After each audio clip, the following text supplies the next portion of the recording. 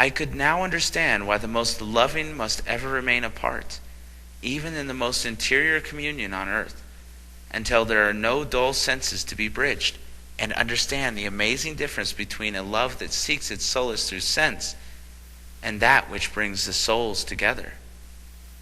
While people are enwrapped in flesh and blood, love is often obliged to express itself in modes distasteful to the higher nature and unworthy to itself. Not so in the soul world, for there is very joy, magnetic, if you please, which one lover feels in the mere presence of the other reaches a point of fullness, completion, and intensity that nervous filaments are incapable of conveying. Mere nervous exhalations can never give. No body is capable of either giving or receiving. Even the strongest efforts of will, even a foretaste of the joys which the soul, freed therefrom, can and does spontaneously. The keenest sybarite and the finest nerve voluptuary can have no adequate conception either of the nature or the depth of the joy imparted mutually by two loving souls in the higher worlds. Love, I have said, I knew little of and cared less for previous to my departure. But now, as I gazed upon myself and realized for what I was intended, there arose something within assuring me of my boundless, limitless capacity to and for love. And then the gentle hint of Nellie came back, and the maid assigned me then appeared.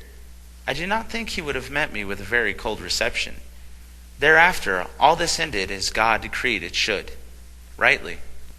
Around my waist there was a zone or belt of blue, which kept the fronts of my open robe together, and then fell forward into two knotted tassels on the left side. The throat and upper portions of my bosom were covered with what bore the appearance of the finest lace, whiter than driven snow. The hair hung in luxuriant curl tresses adown my back and cheeks, which later, as disclosed by the floor mirror, were no longer sunken, sallow, or emaciated in the least degree. On the contrary, they were round, full, white, fair as the cheeks of daylight, and suffused with the softest and most delicate tints of the newly opened blossom of the peach tree. The teeth, I had teeth, were very ivory-hued, large and even. The eyes were larger than they had ever seemed before. Their lashes were long, dark, and drooping, and they were shaded by a brow far more delicate and finely penciled than ever they were on earth. My stature was a trifle less, apparently, than when incarnated, and there was a health, vigor, and freshness which reminded me of the early days, ere woman's estate had come with all its cares and toils, its miseries and deep griefs. About my head there was a shining band, like unto the spirit of a silver coronet, pearl and diamond frosted, and flashing back the light of 1,000 jeweled points. In the center of this zone was a triangle of ruby hue, surmounted with the cipher R, and in the center of this crystalline globe, winged and bearing the motto Try. Curiosity is the soul of advancement. It is the female element almost exclusively, and though all else forsake women, curiosity never will, either on earth or anywhere else. It prompted me to investigations above recounted, and to others which followed hard thereon.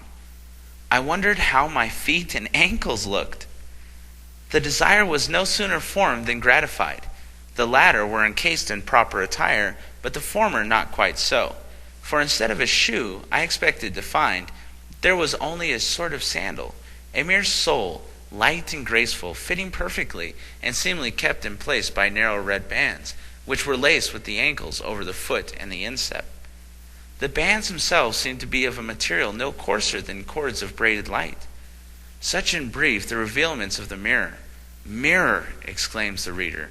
Why mirrors are adapted only to solar light and that which proceeds from the material of combustion.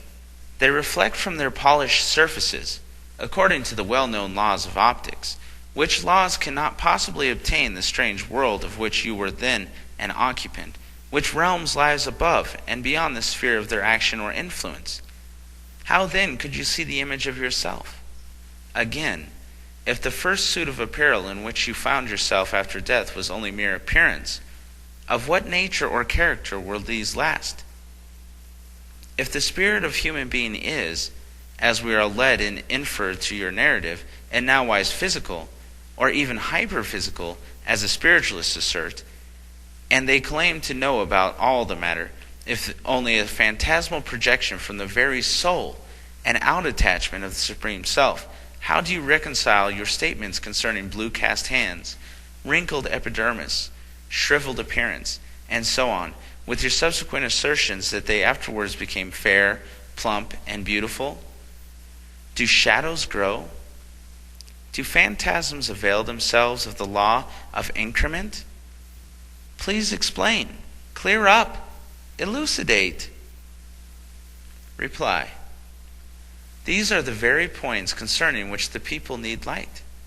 For assuredly that they have herefore received, instead of illuminating the subjects under consideration, have tended directly to increase the already dense obscurity, and only rendered the darkness still more palpable and dense. In order to form a clear conception of what lies before us, it will be well to remind each other that both soul and body act under the impetus of two distinct codes of law, the one volitional, the other mechanical, and therefore involuntary.